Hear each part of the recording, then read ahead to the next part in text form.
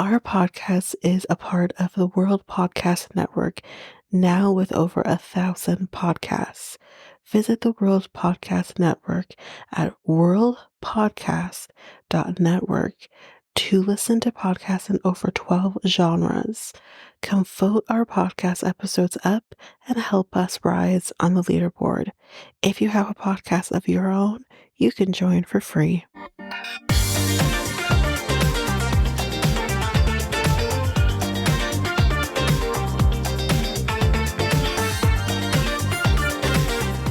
Welcome to Reality Tea Times 2, the podcast where we discuss all the trash reality TV we love to hate. I'm Tanika, and today we are going to be discussing the Golden Bachelorette. So, more on how we're covering the episodes in a minute, but we're going to go through everything. So, the first thing that we're going to talk about is announcements. So, the biggest announcement right now is that the podcast is going to be on a break starting from December 11th to January 15th. But not to worry, you are still going to be getting episodes from me during that time. So what you can expect is the schedule here. I did do a more in-depth schedule on what you can expect with the actual schedule in the episode for 500 Days of Bummer. It's in that podcast in the beginning, but there is also the schedule is posted on social media, Facebook, Instagram, Twitter, Reddit. Everything's there. I will add it to the website. I actually should have done that, but I will add it to the website as well. So it'll be there as well. But it is pinned on Facebook. And it's also pinned on Twitter. Maybe I'll also add it to YouTube as well. I think I can do that. So I'll see if I can get that there as well. But if not, it's on the other social media platforms that you can take a look at the actual schedule of when things are going to be coming. So the shows that you can expect to receive: Love Off the Grid, Secret Lives of Mormon Wives, Perfect Match. We're finishing that up. Married at First Sight. If we do any coverage of Married at First Sight prior to that, or if I choose not to cover it at all because I don't care, we will replace something. We'll replace it with something else. I kind of have an idea what that will be, but I won't say that until I know for sure. Owning Manhattan, and then you can also expect 2 bonus episodes in December and January as well from Next Night Podcast. So that's basically what you could expect. If you want to know the full schedule of when each thing is coming, because maybe you really only care about some of those shows, or you kind of want to know when that's coming on, you can head over and listen to the 500 Days of Bummer episode where I do the full thing, or you can check out social media and the posts are there. But that is it for the announcement. Let's get into some hot goss. It's been a little bit. So here's the first piece of hot goss. There has been some rumblings going on with Colt. This is more particular with Vanessa. She's kind of come out doing an AMA recently, and people were asking her questions on stuff going on. So recently, we'll kind of go through this. I think some of us already kind of know about this. It's been alleged that Colt is currently in a relationship with the fellow TLC cast member, Courtney, which, girl, choices were made. That's all I want to say. And that he's been filming another spinoff in Mexico, which, if we remember, we did talk about this a while back. That spinoff is apparently not at a house. That's been the rumor. So there's another thing, which actually I did hear about this more recently, actually listening to Cray Cray, but I had already had this up on my phone for some time. So yeah. He allegedly also re-broke another part of the same leg that he had broken previously, leading to infections and causing it to not heal properly, which, if we remember, this happened while filming the first season of Last Resort, for which they were like, we're not filming anymore, goodbye. if you remember that. So that's really sad, yet so tragically funny. Anyway, there have been even more rumblings circulating that he may have to get that leg amputated. Jesus. So one fan asked Vanessa about how she felt since she is not the one that has to play quote unquote nurse to Colt any longer. So to this, Vanessa said, quote, "At least he's getting the attention he so desperately wanted again." That's a burn. Responding to another TLC fan, Vanessa said, quote, "I don't know if you guys are ready for that story yet." So just so I can, actually, I can't even see the full picture, the full question, but so better say what she said. Ready to see the whole story yet? It's a good one, though. She also went on to add, "It's been something that can be explained in one paragraph. The story takes a lot of turns. It's more of a 6-part Netflix series." So I think she meant to say it can't be explained in one paragraph, but anyways, that's that. Let's move on to our next piece of hot goss, and this is regarding Taylor Lily. So she apparently just teased that there is a possibility, or could there be a possibility, that she'll return to 90 Day in the future. Tiger Lily's relationship with Adnan, as we know, is being played out in B90 right now currently. So during one of Tiger Lily's recent Q&A sessions on IG, she answered a fan's question over whether she would be returning to 90 Day franchise via a different spinoff after Before the 90 Days. Like, I don't know, maybe Happily Ever After, potentially. She gave a very inconclusive response saying, quote, "Inshallah," which, if we kind of know what that means, it translates to God willing. As I've heard recently, she has converted to Islam. So Tiger Lily says that she is absolutely open to returning to the franchise in the future. As her simple answer insinuated, if it's God's will that she gets recast in another season, then she's completely fine with that outcome. I'm sure she would be.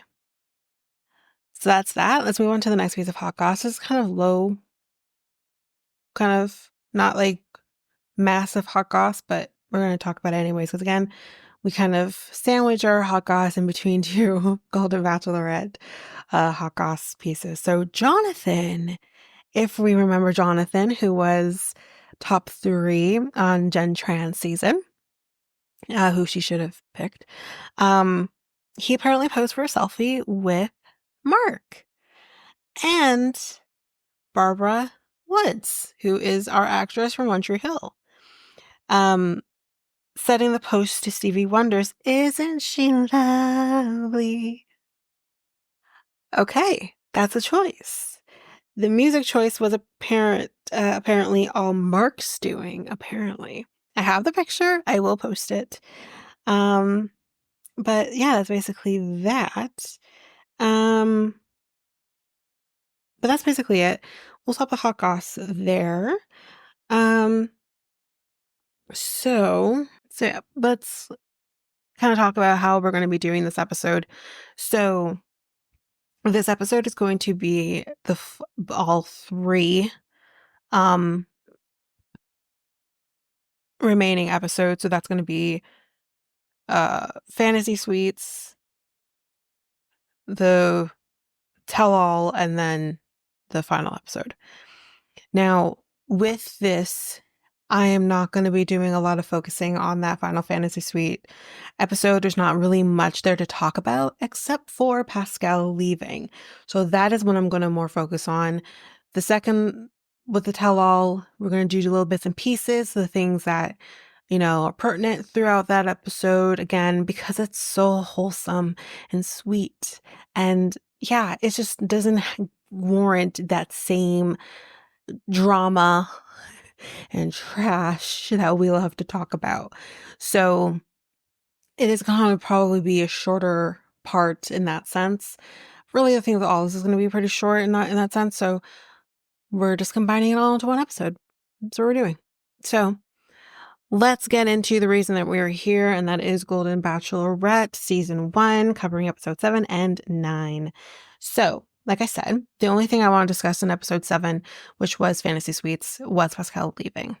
So, if we remember from this episode, basically, their time together prior to the actual fantasy suite aspect of it was doing this kind of like ritualistic ceremony where I guess you kind of would allow you to open up to things, be vulnerable in your feelings and being able to talk about your feelings. So it's very similar to what Jen and I think it was Devin did in their like fantasy suite date as well. I think it was Devin. Um and very similar to that.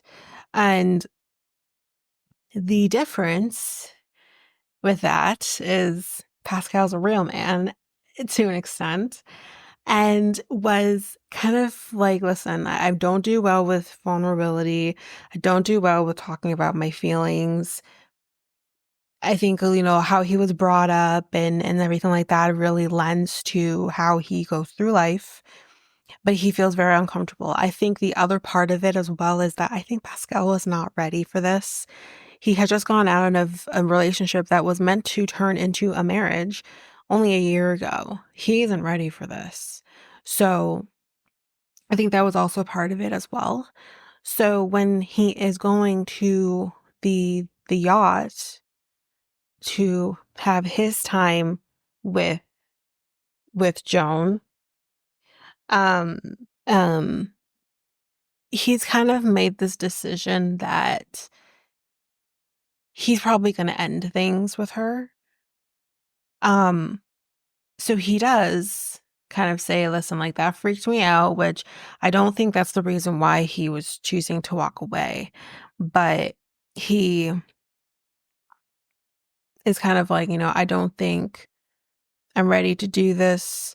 He says that in a sense, like he doesn't feel the feelings that she'd want him to be feeling at this time, that he kind of sees her more of like a friend. There's other choice words that he used as well, but this devastates her. Absolutely devastates her. And the thing is that she doesn't want to express how she's feeling in the physical sense. She doesn't want to cry. She is being very strong in this moment, kind of being like, it's okay. It's okay. But he knows that we all know it's not okay. She really likes Pascal.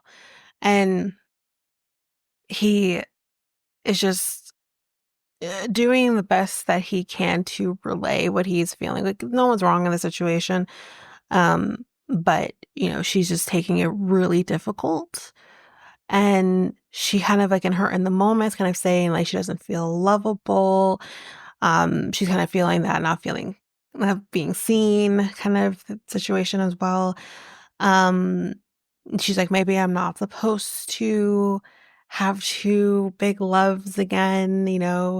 I had my one, maybe that was it. And yeah, she's just really struggling with Pascal, uh, kind of wanting to walk away from this now. And it was really heartbreaking. And I thought he did a really decent job, at least what he could do, to kind of shield her from the cameras, to let her deal with her emotion. And kind of like the takeaway was when the producers are kind of like, are you okay? He's like, no, I'm not okay. And he's not okay. He's not okay that he hurt her. But yeah, that's kind of the general gist of kind of the big thing that happened in that episode 7 was him leaving. But yeah, let's move on to now episode 8, and that is the men tell all.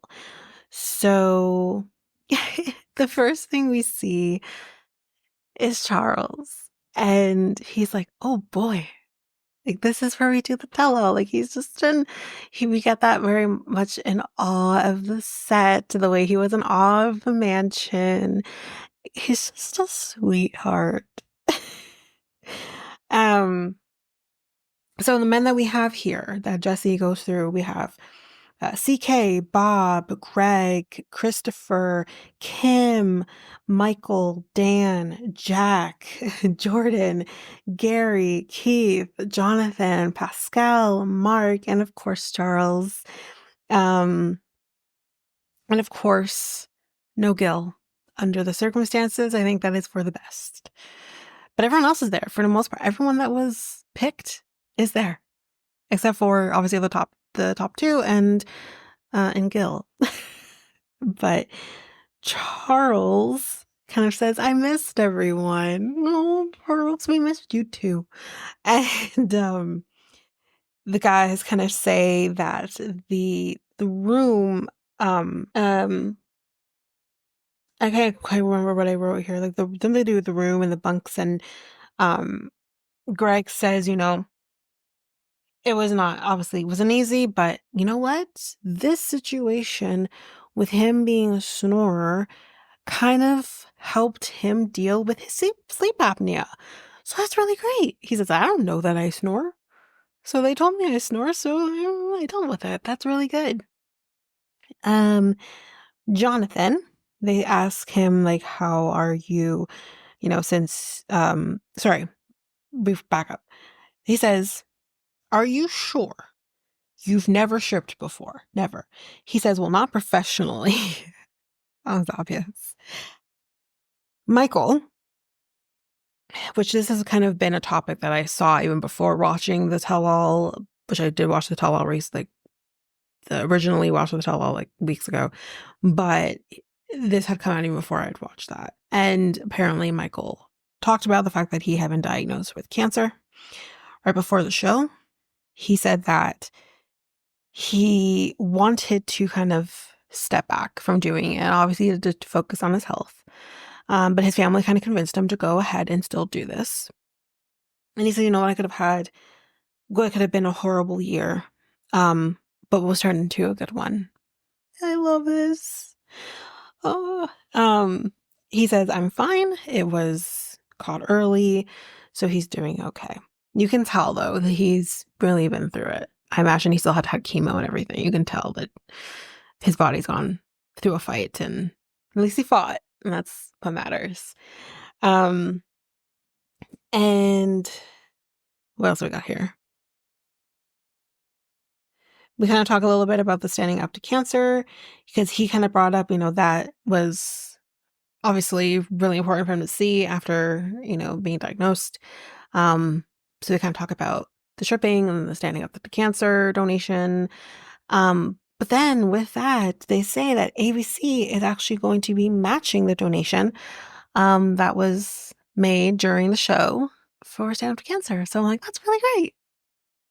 So we do see at this point an extended scene of Jack and Charles going through the mansion when they're in an awe of it. And Charles is just adorable, as always. Jack is like, chandelier has no dust on it. It must be a bitch to clean. Because apparently he used to clean chandelier, so he knows how difficult it is to clean a chandelier. And then he goes into one of the bedrooms and he's like, this looks like, which I did not understand. Someone cleared this up for me. But he literally says, this looks like Dick Van Dyke beds. And I'm like, what does this have to do with the great Dick Van Dyke? I don't understand. Did I miss something? But I'm just curious. Like, what does this have to do with Dick Van Dyke? But anyways, maybe I'll figure that out when I finally listen to Reality Gaze. They probably know. But I'm like, I don't get it. But anyways, love Dick Van Dyke though. But anyway, he's like, I'm pretty sure people are going to be mad about my snoring. He says that my ex-wife never got over it. Oh, Jesus. Okay. So we got burgers for everybody. I wanted to say burgers for the boys. If you know, you know. But that's not gonna. Burgers for everybody. Because we had the Burgergate situation between CK and Jack. And yeah, then we got burgers. Yay, burgers. So Jonathan is first on the hot seat. And he talks about this like sticky note that he had found that was actually written by Mark. He goes through what the sticky note says. It's very sweet. Moving on. Um, or I think I have a little bit here saying that he was humbled to have met him. This is what Mark is saying to Jonathan. Um, and that something else that he said, I can't remember now, but he says he sticks the sticky on his mirror. So Mark is next on the hot seat. Not much really here for me to say. Mark is Mark. He's great.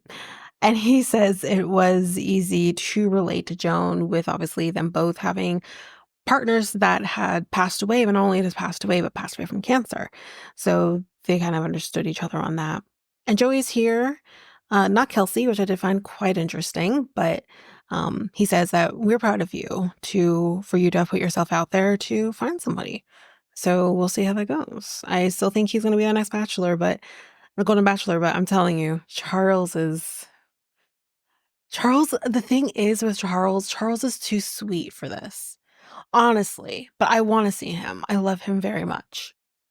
But I do think Charles is way too sweet for this. Maybe they could do a double. Maybe they could do a double one with Mark and Charles.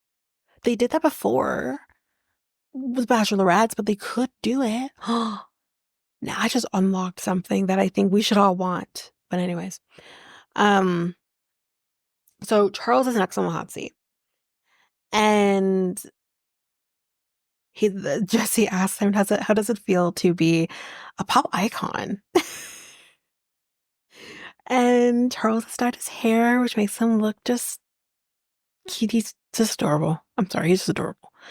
But he said, let's blame it on the food instead. We take that look back on his journey.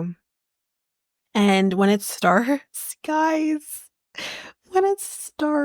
he's like, whoa. I love him so much. Oh, I love him so much. Okay. So he says, when I applied, I was nervous. He's never been on TV. I don't think many of these people have been on TV before. And he's like, I mean, Jesse, I didn't even know your name. He didn't know his name when they were filming. Oh God, he's amazing. He says that the guys mean a lot to him. And his daughter says that they apparently, like, he's done a lot of growing, I guess, or just being more comfortable in his skin and with everything, because she said that they went to a wedding recently, and y'all, he's just getting up and dancing. He was the first one in the middle of the dance floor, just having fun. And if anything, like, if you don't find love at the end of this, what I love about this is that it's given Charles the confidence to feel okay, to move on and be happy, because that's what his wife would have wanted. So I love this. Um, so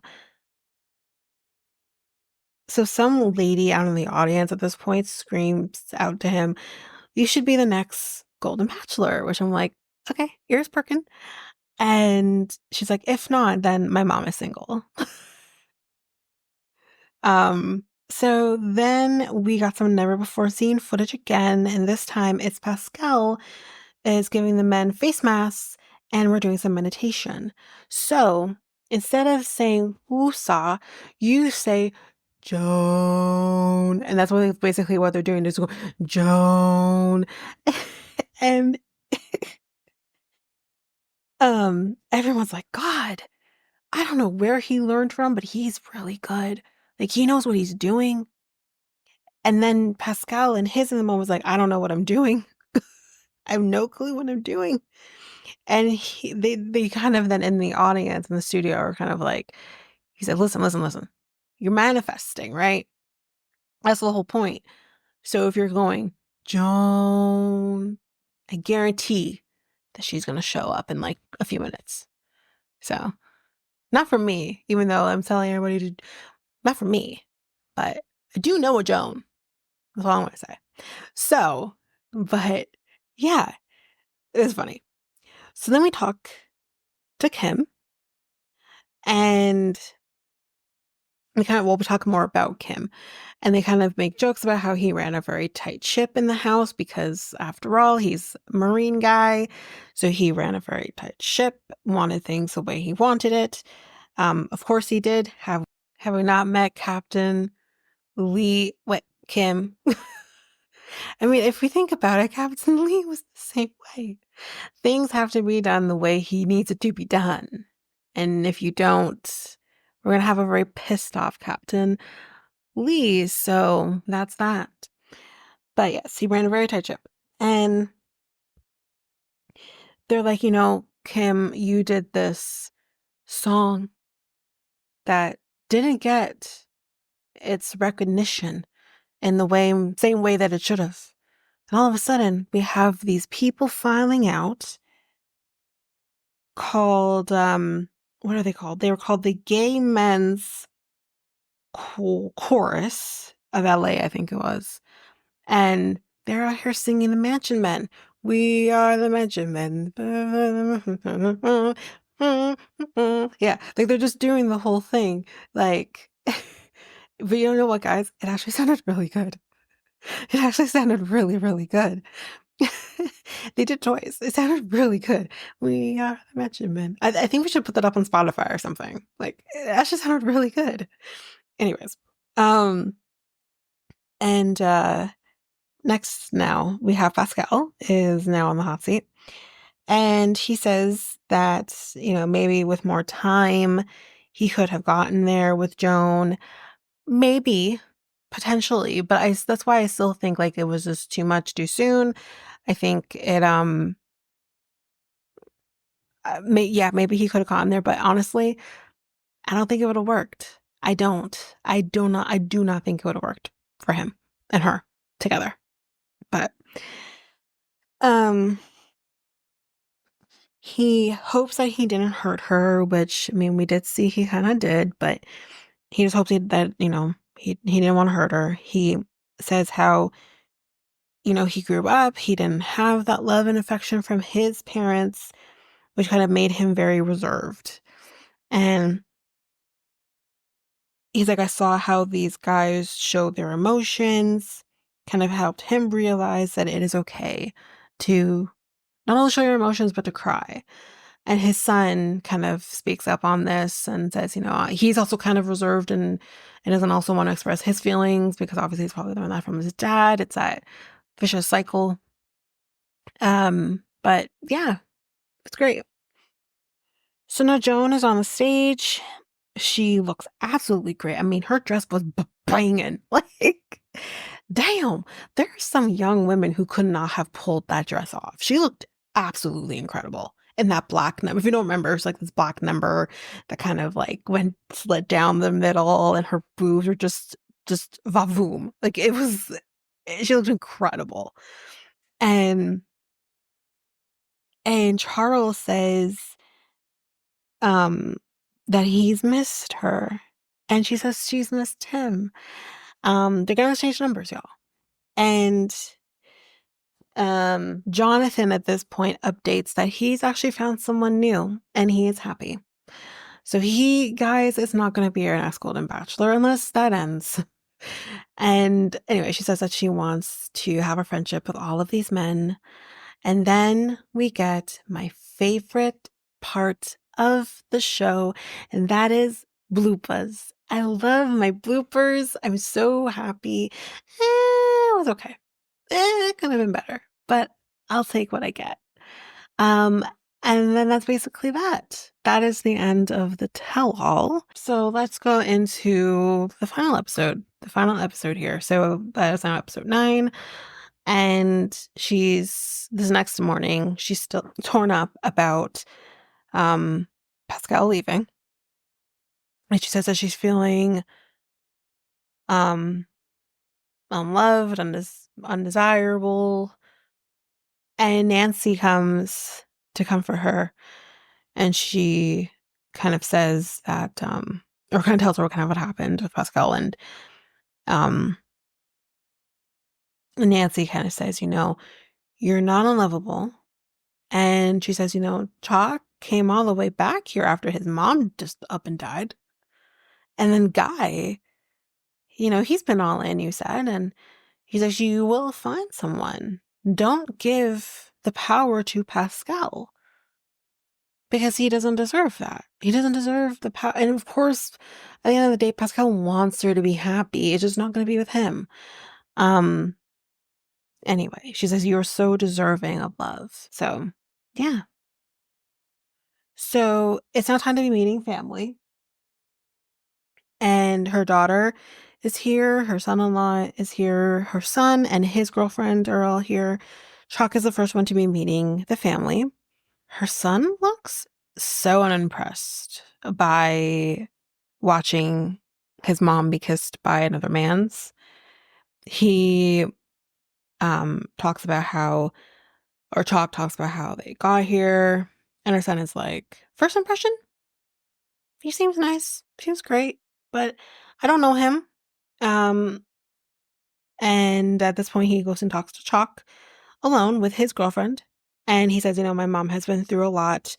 My dad was the best. Damn.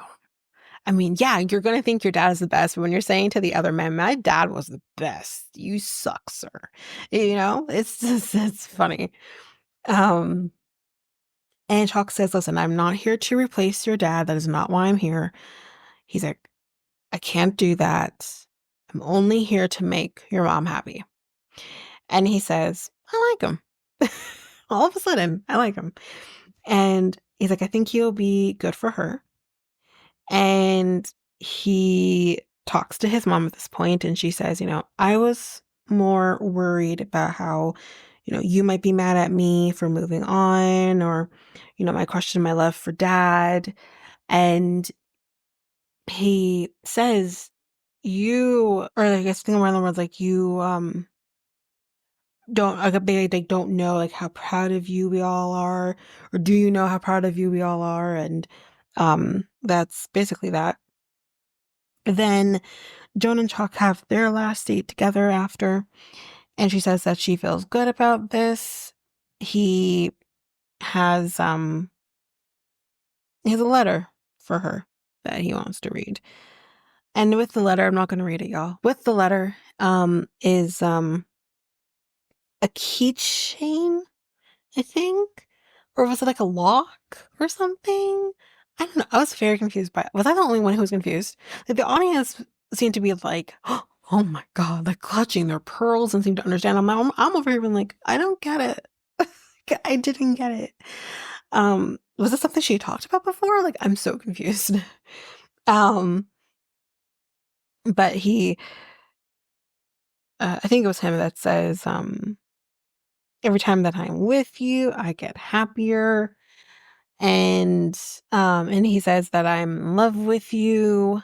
And she doesn't say back, y'all, because she says that she made a vow to herself that she was only going to say that she loved one man at the end of this. So, yeah. We are with Guy, and we see him getting ready for him to now meet her family.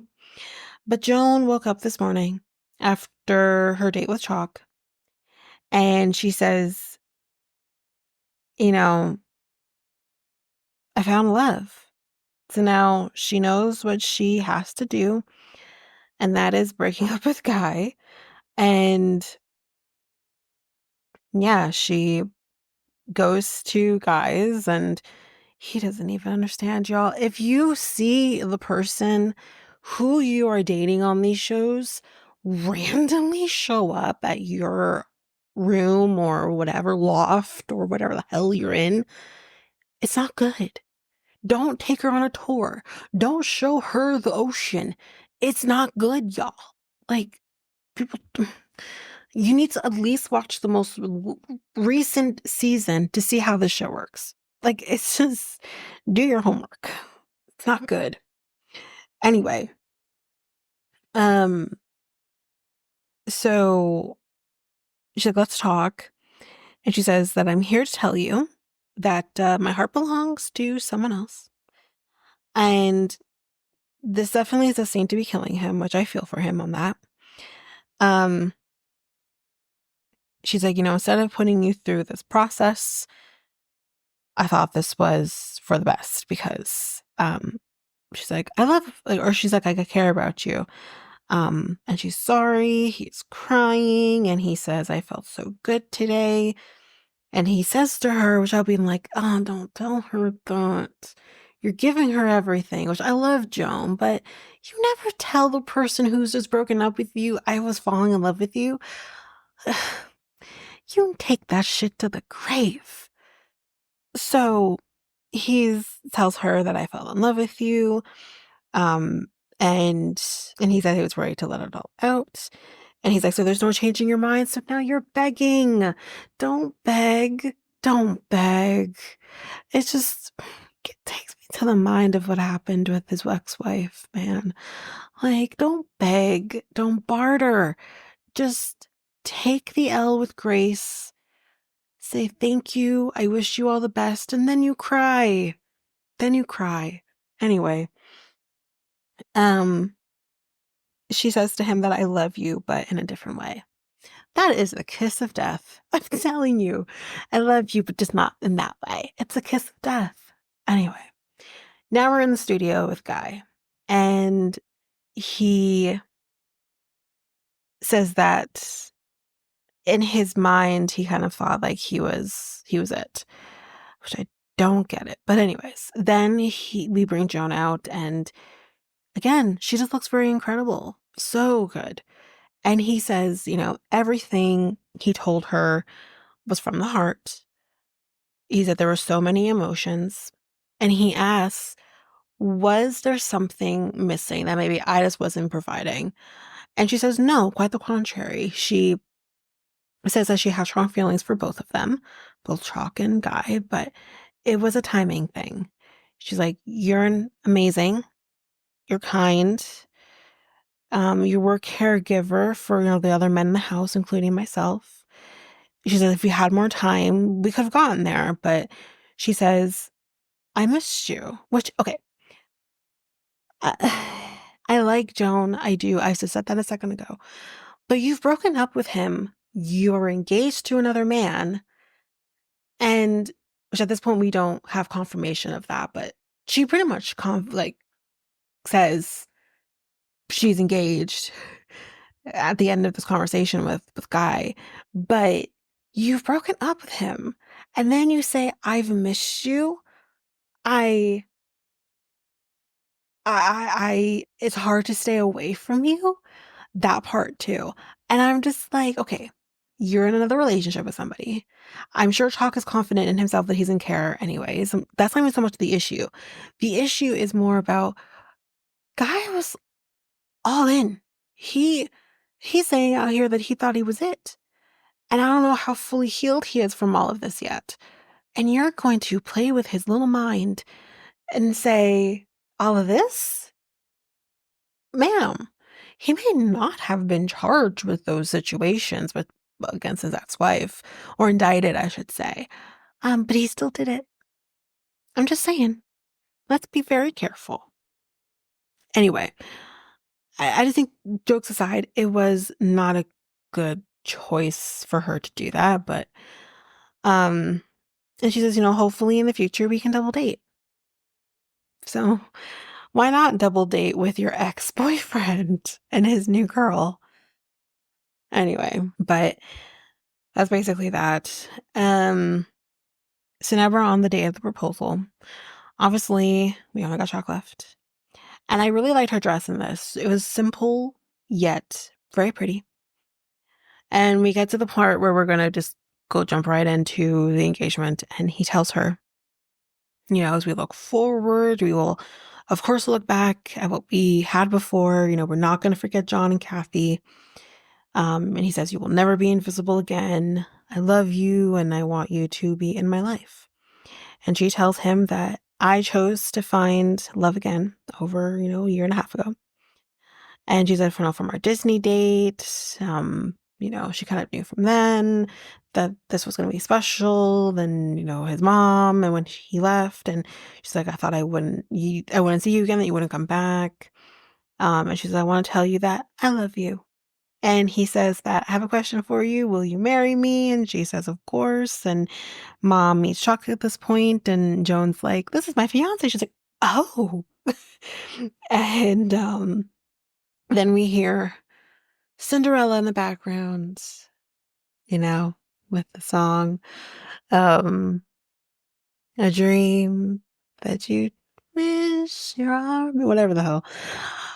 When you, okay, I'm not gonna sing anymore, but that's what we have singing in the back. Now, it made me wonder, it may put my mind at here where I'm like, what if she picked like Guy? What would you guys have played in the background? Like, like a surgeon or something? Like, I don't know.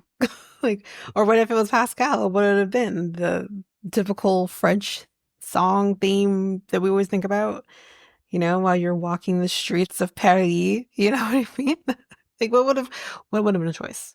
It's made me think about that. But anyways, but now we're with Joan and Chuck in the studio, and Chuck couldn't be happier, and he wants the world to know how he's feeling.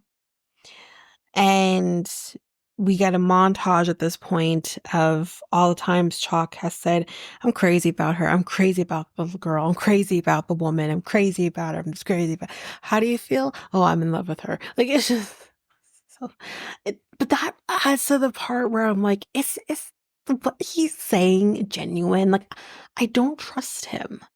Am I crazy? I don't trust him. But anyways, whatever.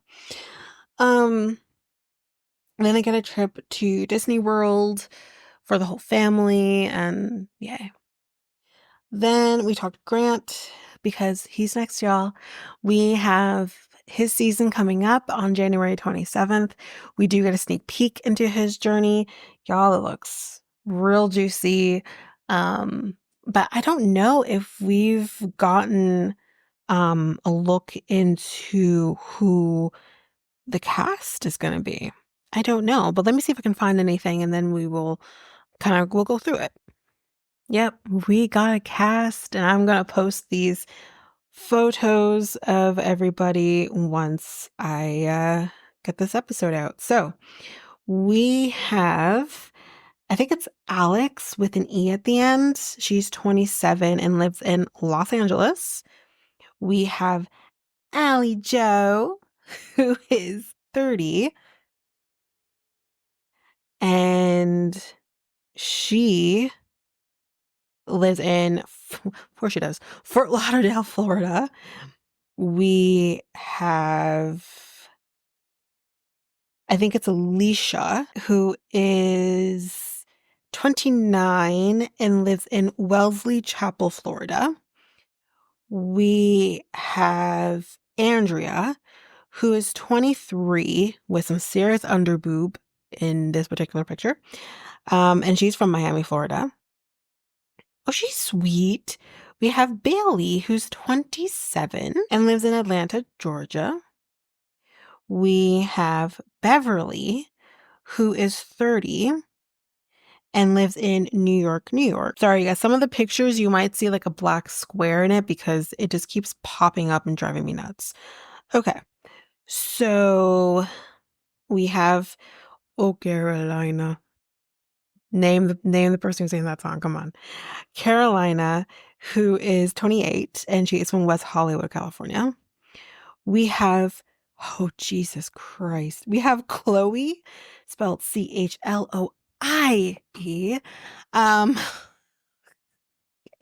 She's 27, and she's from New York, New York. We have Christina, who is 26. And she is from Fargo, North Dakota. We have Dina, Dina, who is 31 and lives in Chicago, Illinois.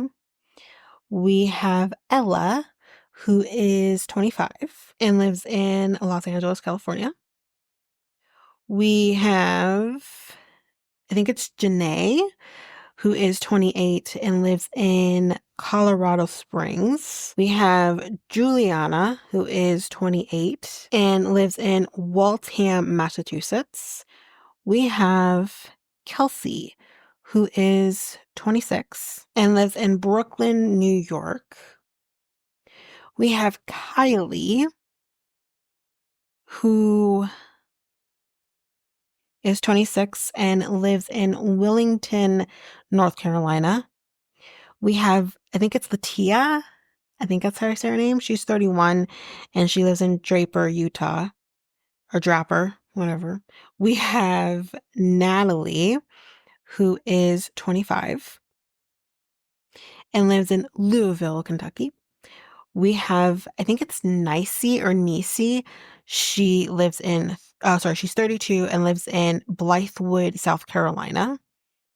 We have Parisia, who is 29 and lives in Birmingham, Michigan. We have, I think it's Radhika. She is 28 and lives in New York, New York. We have Rebecca L., who is 28 and she lives in Los Angeles, California. We have Rebecca G., who is 31 and she lives in Dallas, Texas. We have Rose, who is 27 and lives in Chicago, Illinois. We have Serafina, who is 29 and she lives in New York, New York. We have Savannah, who's 27, who lives in Charlottesville, Virginia.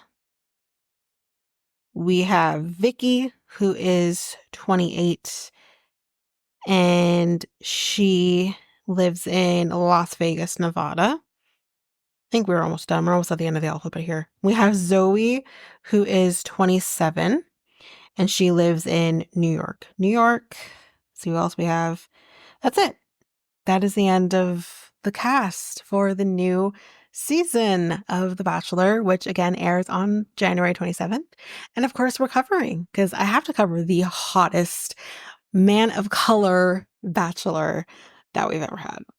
But that is it for the Golden Bachelorette. Overall, my thoughts on this season, it being also the first season, I really enjoyed it. I loved it. I thought it was just as wholesome as I wanted it to be, even more so than The Bachelor. And I absolutely loved it. There's not one man that I didn't particularly dislike or anything like that. I mean, I didn't trust Jonathan at times, let's be real. I didn't fully trust Chalk, but I didn't dislike them. And yeah, I mean, everyone's great. This was a great season. I hope we have a repeat of this again when we get our next Golden Bachelorette. But yeah, that is it for me. That is it for this episode. So the next thing you can expect to get is Toe. We're going to be going quickly through the final episode before the tell-all, and then we'll be going through the tell-alls that is going to be happening before we get into anything else.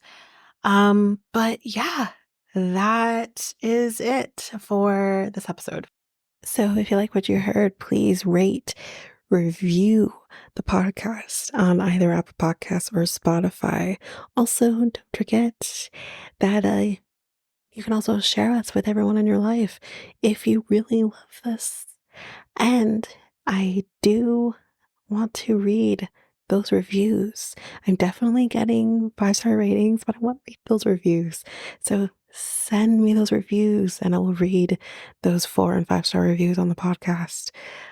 Also, we're on every one of your favorite podcast apps. Every one of them, including you can find us on YouTube at Reality Tea Times2. If you want to connect with us, you can do so by going to either Facebook or Instagram at Reality Tea Times2. You can also find us on Twitter, TikTok, Reddit at Reality Tea Times2 Pod. We also have our email, which is at realityteatimes2 at hotmail.com. Definitely want to hear from you guys. And we also have our new website where you can listen to all of these episodes. You can review the podcast on there as well. You can connect with me in any way, all the stuff. It's all there, and you can find me there at www.realityt times two, all spelled out, dot podpage.io. It's there. And don't forget, I also have my other podcast with my friend Mikkel, Next Week Podcast, where we talk about all kinds of different topics. But you can find us on any of your favorite podcast apps over there as well. Or you can also go to YouTube, and you go to Next Take Podcast, as well as our website, which is solo.to/Next Take Podcast. So yeah, there's with that, and that's basically that. And again, don't forget, if all of this information is overwhelming, we do have all of the links, everything in our show notes. But that is it for now, guys. Thanks. Bye.